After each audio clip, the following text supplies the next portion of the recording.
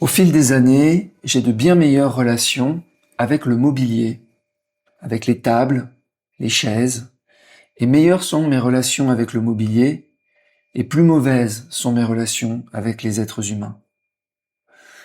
Elles sont mauvaises, mais elles sont aussi de moins en moins importantes, puisque j'ai de moins en moins de contacts relationnels avec les êtres humains, qui sont devenus pour moi, je dois le reconnaître, des sortes d'agents utilitaires, des entités de service, et c'est tout. J'ai l'impression que le faire société, le faire communauté, le vivre ensemble, j'ai l'impression que je suis totalement passé à côté. Et j'ai l'impression même d'être au-delà de ça. Alors, est-ce que c'est l'âge? Est-ce que c'est la génération d'aujourd'hui, la période de l'histoire qu'on est en train de vivre, avec plus d'individualisation? Est-ce que c'est le MGTOW, le Men Going Their Own Way? En tout cas, je ne me retrouve plus dans aucun groupe, ni dans aucune famille, ni dans aucune communauté, et même un repas avec des gens, c'est déjà trop. Alors je crois que j'ai complètement décroché récemment, et le pire c'est que je ne vis pas ça mal en fait, parce qu'il n'y a pas de recherche d'adhésion à un groupe chez moi, aucune, et il y a je crois que j'ai complètement embrassé l'amour de ma solitude. Voilà. Attention, hein, c'est pas une solitude d'ermite qui va s'isoler quelque part au fin fond de la montagne pour ne plus être en contact avec les êtres humains. Non, non, non, c'est très différent. J'ai besoin des êtres humains. J'ai besoin des sociétés. J'ai besoin que quelqu'un me fasse à manger. Ça s'appelle un restaurant. Que quelqu'un me soigne. Ça s'appelle un hôpital. Que quelqu'un échange un sourire avec moi. Mais je ne vois ça que comme des services en fait. Donc j'ai décroché récemment et je crois que j'ai identifié le moment précis du décrochage. C'était un dîner à Pattaya et on était une vingtaine. Et en fait, plus on est nombreux dans un dîner, et plus c'est compliqué en fait. Parce que tu sais pas trop à qui parler, tu sais pas trop de quoi parler, quel sujet aborder, et tu essayes en fait de trouver un sujet, c'est-à-dire que tu dois faire un effort sur toi pour rentrer en communication avec l'autre. C'est-à-dire que on voit les gens, en général il y en a la moitié déjà qui parlent pas, qui sont seuls dans leur bulle, et les gens essayent de faire communiquer un peu leur bulle, histoire de faire semblant d'un vivre ensemble. Mais rien que le fait de faire un effort pour aller vers l'autre, mais c'est déjà trop. Ça devrait être beaucoup plus fluide, ça devrait être beaucoup plus facile. Moi, quand je suis seul avec moi-même, je suis pas simplement en conversation avec moi-même, je suis en communion. Et il n'y a pas d'effort à faire. C'est un plaisir, c'est un état naturel. Alors que dans un groupe de 3 ou 4, dans un petit comité restreint, il peut y avoir quelque chose qui se crée. Mais dans un groupe énorme, ça fait un peu troupeau de moutons. Et je me demandais, mais qu'est-ce que je fais là, quoi?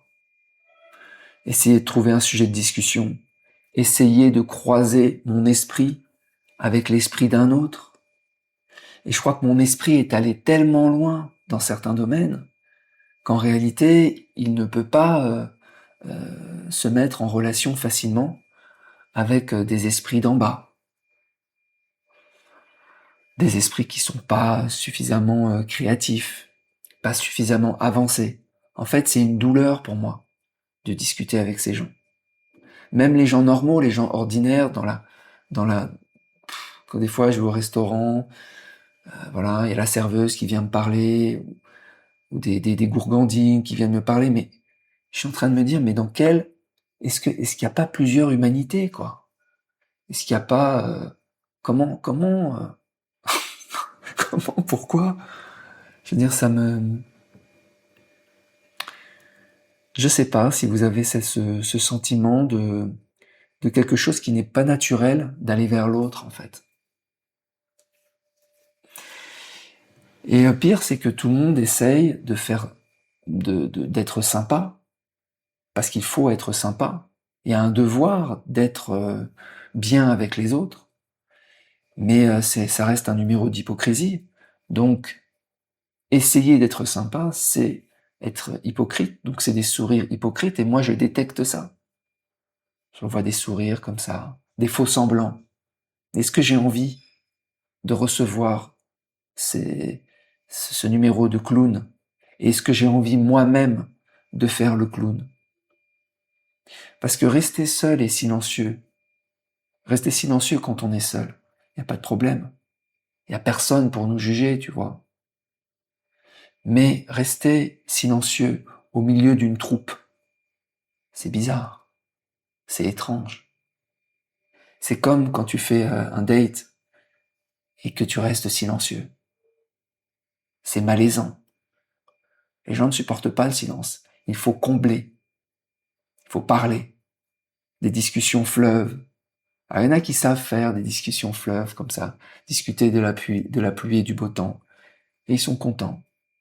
Mais moi, je vois ça comme une perte de temps monumentale. Moi, il me faut que je mobilise toute mon énergie pour avoir une discussion fleuve. C'est pas naturel chez moi. Mais quel besoin on a, quel besoin j'ai d'exister au sein d'un groupe, honnêtement. Je préfère largement exister en moi-même. Et de toute façon, je pense que de plus en plus, les gens se tournent vers leur intériorité. Alors il y a ceux qui le vivent bien, comme moi, parce qu'ils découvrent en fait leur univers intérieur, qui est bien plus enrichissant que d'avoir des discussions superficielles avec les autres. Et puis il y a ceux qui le vivent mal. Et quand ils le vivent mal, ils ont soit le choix de faire l'effort de découvrir leur intériorité, ou bien ils se tournent vers les autres, comme des béquilles pour combler ce vide existentiel. Mais combler un vide existentiel en se diluant dans un groupe, pour moi, c'est une impasse. Il n'y a rien à obtenir au bout du chemin.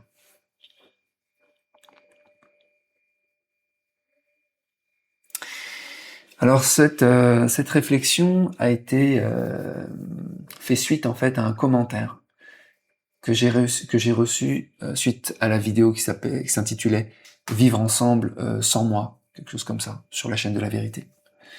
Et ce commentaire, c'est Butcher X7 qui me dit « Le vivre ensemble est très difficile, voire impossible avec des gens qui nous détestent, qui refusent notre mode de vie et qui veulent s'imposer avec leur religion mortifère. » Là, il parle de la France.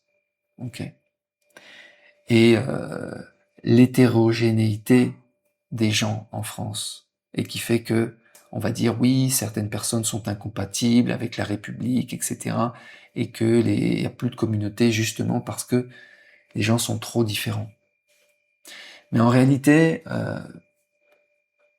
même des gens qui sont similaires, en fait, ils restent tellement différents.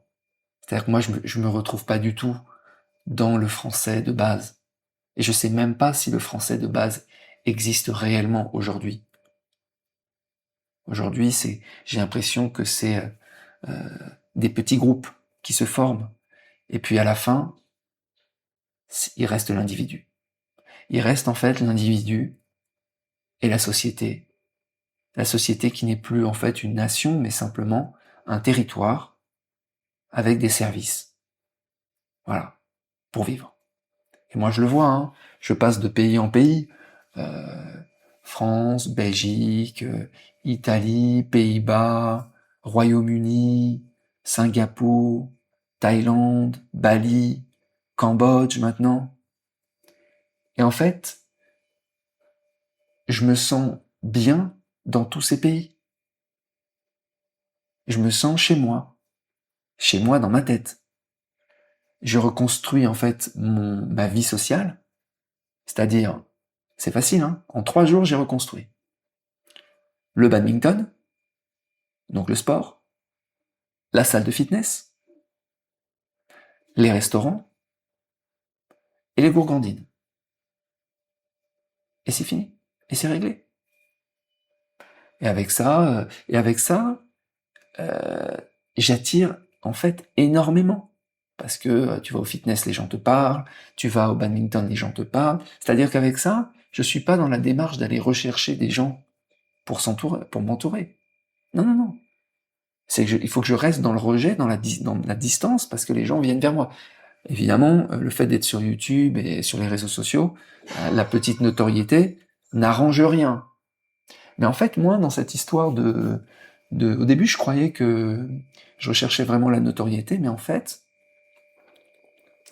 je recherche juste à m'exprimer, à exprimer mes idées. Mais je peux pas les exprimer dans un groupe, parce qu'en fait, je serais rejeté tout de suite. Donc en fait, en faisant simplement de l'affirmation sur Internet, c'est-à-dire tu prends, tu parles, et les gens qui veulent s'accrocher s'accrochent, les gens qui veulent se greffer se greffent, les gens qui veulent suivre suivent. Le système d'abonnés. Ça me plaît bien, parce que c'est pas violent. C'est pas comme quand t'arrives au sein d'un, je sais pas, vous imaginez, j'arrive au sein d'un mariage, et puis les gens commencent à me parler, et puis je leur parle de MGTOW. Ça va pas le faire du tout. En fait, ce que je pense ne va pas le faire nulle part. Mon sentiment antinational, ma vie nomade, le minimalisme, tout ça en fait, c'est minoritaire. Donc en fait, la seule manière de s'exprimer, c'est via des réseaux sociaux. Voilà. Et dans la société réelle, bah c'est juste utiliser les gens comme des services. Et ça se passe très bien. Ensuite, il dit, les racailles ont un pouvoir de nuisance énorme, en plus d'être insolvables. Leur mentalité et leur éducation ne sont pas les mêmes que les nôtres. Ouais, mais c'est qui les nôtres? Moi, je me retrouve pas, j'ai pas la même éducation, la même mentalité qu'un Français salarié de base, socialiste, gauchias, etc. En fait, je suis très très loin de tout ça. Si en plus, ensuite il dit, si en plus le système les défend, ils ne vont pas se priver, surtout avec la gauche et des spécimens. Okay. Le contrat régalien, c'est de payer des impôts et d'avoir de la sécurité et des services de qualité en contrepartie. L'État ne respecte pas ce contrat. Donc ouais, j'avais fait une vidéo aussi sur la rupture du contrat social. J'ai aussi du mal avec le relationnel, c'est souvent un combat, c'est usant. Il n'y a pas de plaisir à échanger. Tu vois, là on est d'accord. Et c'est même pas une question de la personne est différente de moi, parce que des fois même, je peux avoir plus de plaisir à échanger avec un autre, parce qu'il y a une distance et qu'il y a un intérêt, qu'il y a une curiosité. Tu vois. Je suis d'accord autant, ensuite il dit, je suis d'accord autant que les services soient pratiqués par des machines. Voilà, bah on est d'accord. J'ai un TSA, donc c'est un trouble du spectre autistique, avec des acouphènes, hyperacousie c'est hypersensibilité auditive. Moi aussi j'ai ça. Toutes les nuisances bénignes des neurotypiques deviennent compliquées pour moi. Voilà. Dites-moi si, dis-moi ce que vous en pensez. Alors j'avais mis ce titre Human as a Service parce que, et c'est pas péjoratif en fait. C'est pas, je sais que l'objectification ou de réduire l'humain à un caractère utilitaire, en fait, pour moi, ça a rien de péjoratif, c'est d'être utile au monde de la même manière que je suis moi-même utile potentiellement pour divertir avec des contenus sur Internet, etc. Et pour moi, c'est positif. Ça n'empêche pas aussi d'avoir une vie euh, euh, qui dépasse tout ça, une vie intérieure, tu vois, que tu partages pas forcément sur les réseaux sociaux. Mais être utilisé par l'autre, pour moi, c'est quelque chose de positif. Ça veut dire que tu as au moins t'as quelque chose à offrir qui a de la valeur. Parce que si personne veut t'utiliser, c'est que tu ne sers à rien. Et pour moi, les seules interactions entre les êtres humains, c'est des relations utilitaires. Je vois pas d'autres types de relations en fait. Et c'est pas négatif. Voilà les amis, écoutez, dites-moi ce que vous en pensez. N'oubliez pas de vous abonner au podcast sur donc sur marcblowsky.com. Vous pouvez voir tous les épisodes en avance, incluant les épisodes premium en devenant membre du club. Et voilà, je vous souhaite une bonne journée et je vous dis à bientôt. Ciao.